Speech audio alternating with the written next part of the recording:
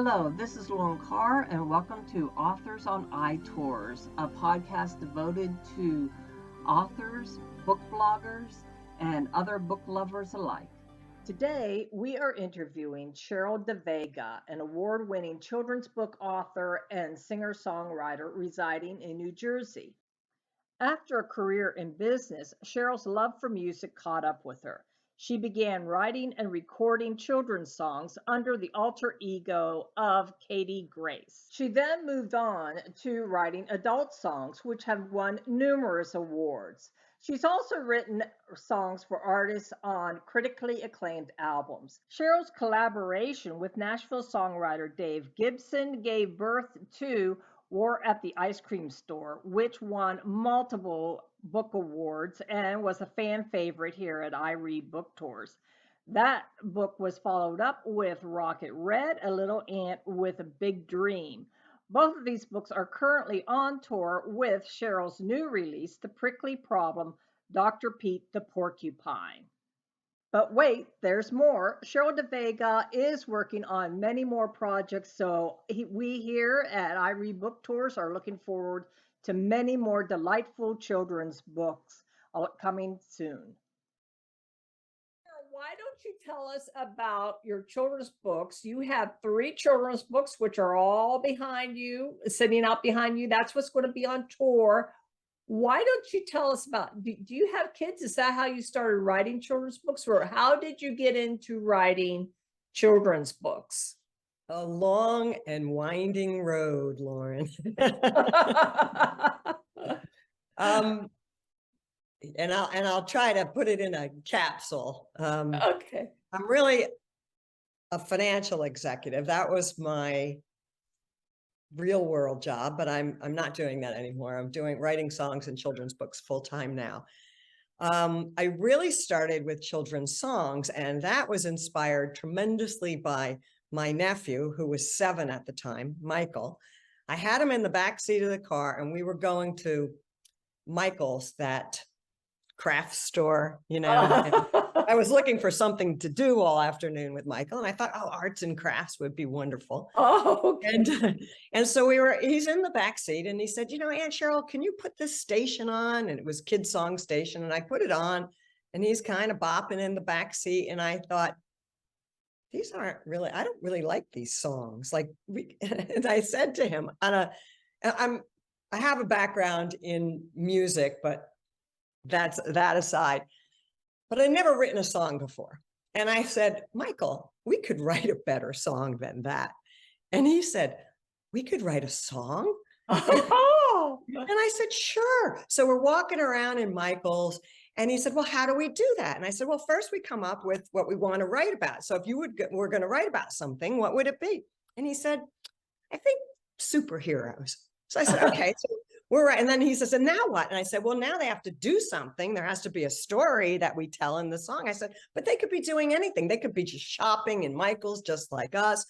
So we ended up writing this funny song called Wake Me. It was last night I had the craziest dream. And it was, I was in the supermarket. We made it a supermarket. And it was, I saw Indiana Jones in aisle 1, running from boulders and aiming his gun. And then we went through all of the aisles in the store, and we created this song, and then we went home and played it on the piano. And I thought, well, that was so much fun. And he laughed, and he was just thrilled with the idea that you could make something like a song. Yeah. We could write a song. And he got me thinking, wow. And then I'll make a longer story shorter or whatever. Yeah. Never get that right. A friend of mine who was a lawyer had a friend who owned a studio. He was a rocker, this guy, Anthony Kryzan, who we've become great partners in songwriting. And he had a studio, and I went to the studio and I sang him the song, and he produced it into this really cool song, and I sang it and he harmonized it. And all of a sudden I was like Michael, I was like, oh my God, I have a CD of a song. And then I was so hooked on telling stories in songs that I started doing this. CADi Grace, C-A-D-I Grace, was my animated character.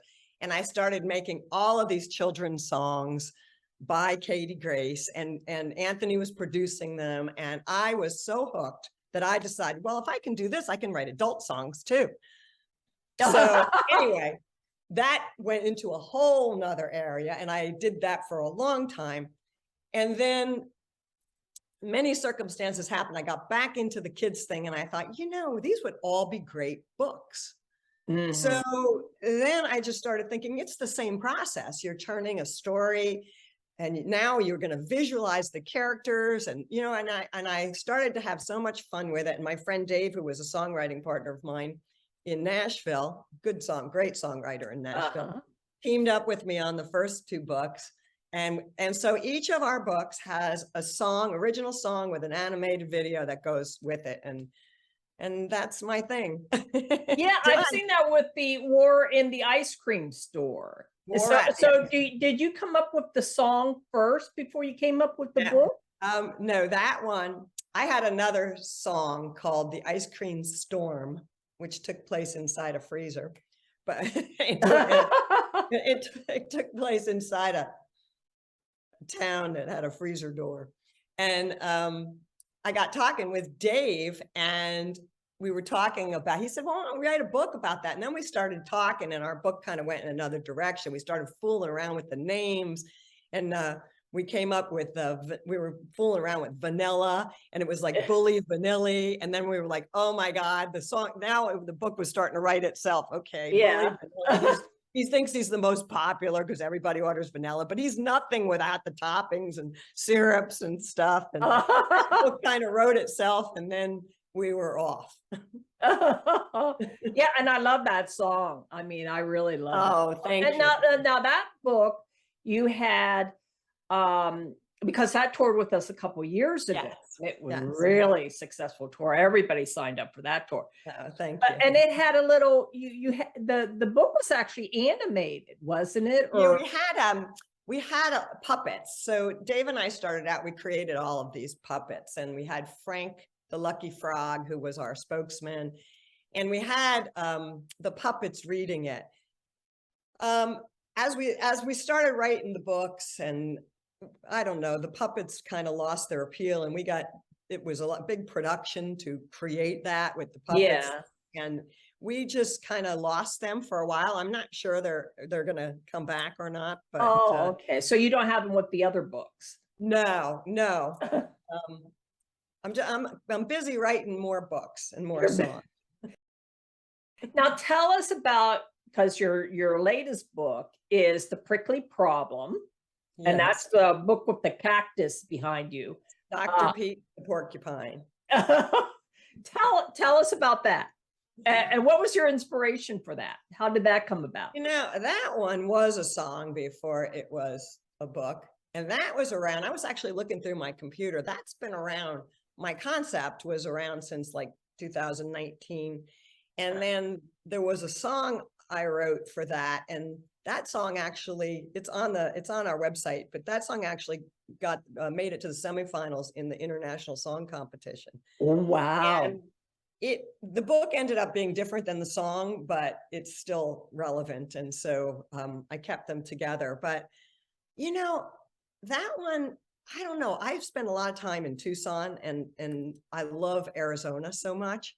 And I don't know how we got talking about the desert and the beauty of the desert. And while everything looks so prickly and dry, there's this vast, beautiful life that is in everything there. And everything was kind of prickly, but lovable. And the more you learn about the desert, the more fantastic it is.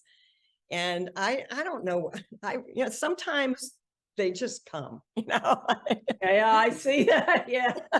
Sometimes they just pop into your head.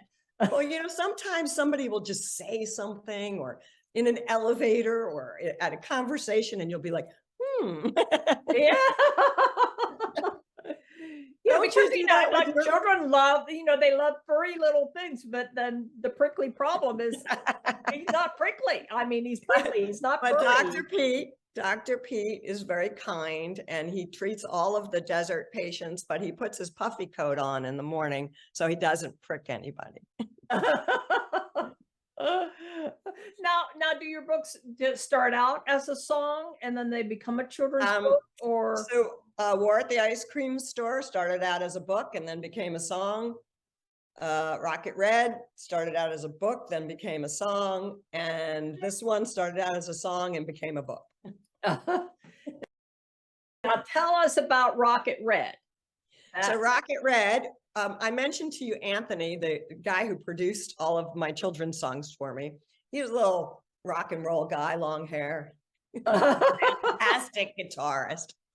And everybody calls him Ant. So that was, the Rocket Red is like a rock and roll ant who he dreams of being a rock star, but his mom wants him to be with the worker ants and feed the colony. And that's his job. So he goes off and to find his dream and gets in a little trouble on the way. And that was truly inspired by not the story itself, but the dream and everything. And the ant which was really Anthony. Anthony, okay, Anthony the ant. Yeah.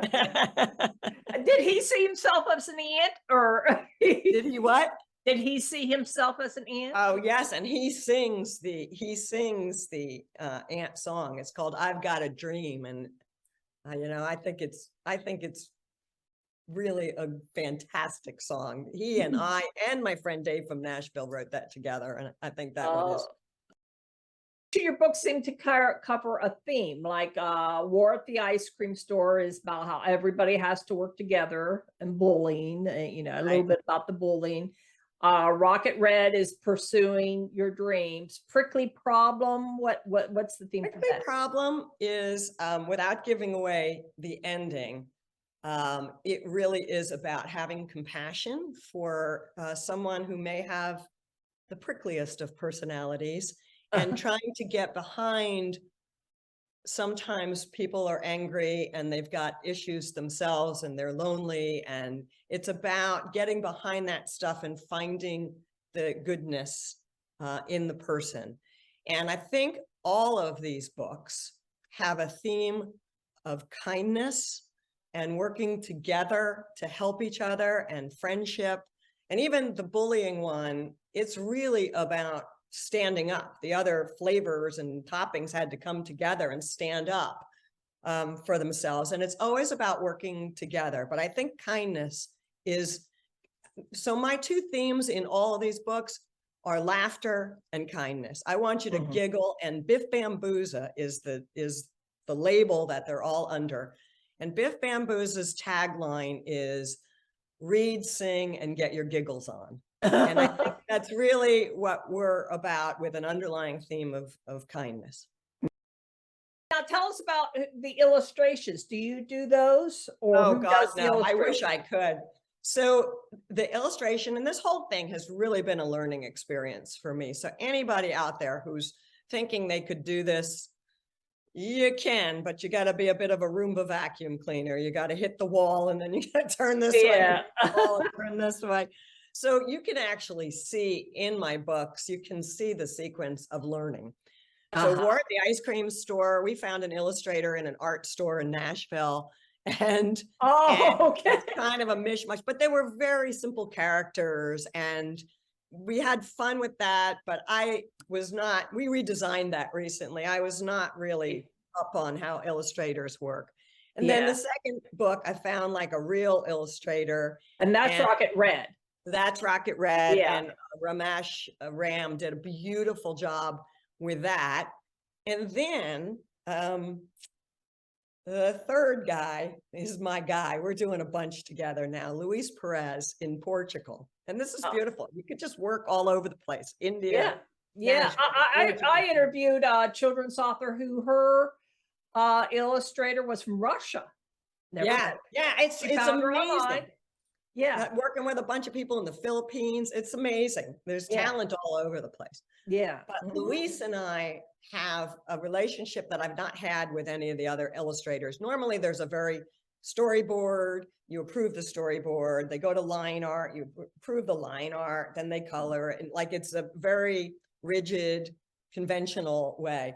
Luis and I kind of collaborate on. Wouldn't it be funny if this guy had this? And, you know, when we were writing a new one, wouldn't it be funny if there was a thermostat on Mars and it said cold? And wouldn't it be like, and, and he comes back and I'll say, no, that looks too much like this. And we have developed such a great relationship that he's doing now 2 books for me in a new sub-series. It'll still be all Biff Bambuza, but a new sub-series of what I'll call tall tales. Do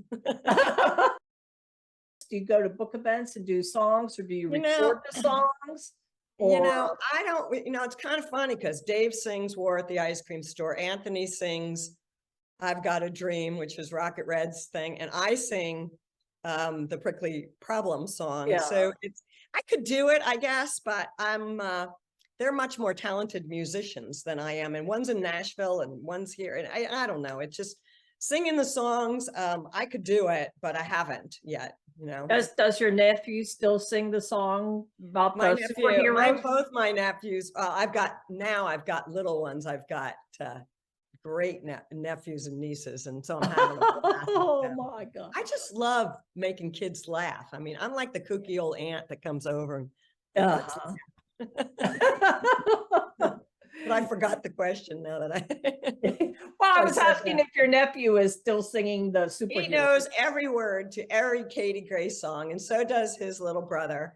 And I've been to his school and I've sung the CADi Grace songs, which were the ones before these books. And one time I went and I read the kids How the Grinch Stole Christmas, which was really fun.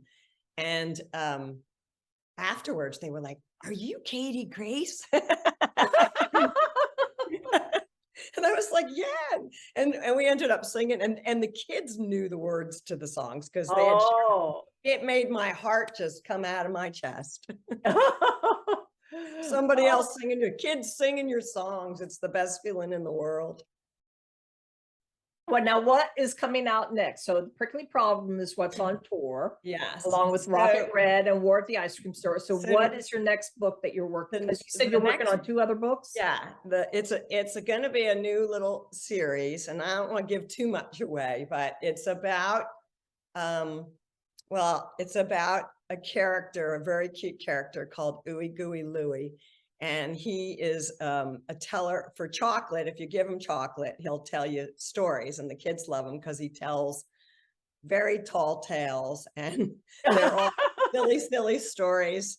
And the first one is written and illustrated, but I'm getting it ready. Yeah. And that's about some chocolate space bunnies who come to Earth, and about how chocolate originally came to Earth, according to Ooey Gooey. Yeah, I always suspected that it was an alien creature, chocolate, taking us all over, taking control of us. That was your suspicion all along? Yeah, that was my suspicion all along. It's just too good to be here from Earth. We should really collaborate. Yeah. Yeah, my husband's always talking about creatures. He wants to see creature movies. Well, instead of the blob, it's chocolate. Yeah, exactly. And I don't know why. I seem to have a thing with candy and chocolate and ice cream. I don't know why. I don't want to promote that stuff, but it's fun. I think that it should be promoted. It definitely should be promoted. It's fun. Thank you for joining us at Authors on iTours. If you enjoyed this episode, then do give us a like and a thumbs up. And be sure to subscribe so that you can receive notifications of future episodes of Authors on iTours. In the meantime, happy reading!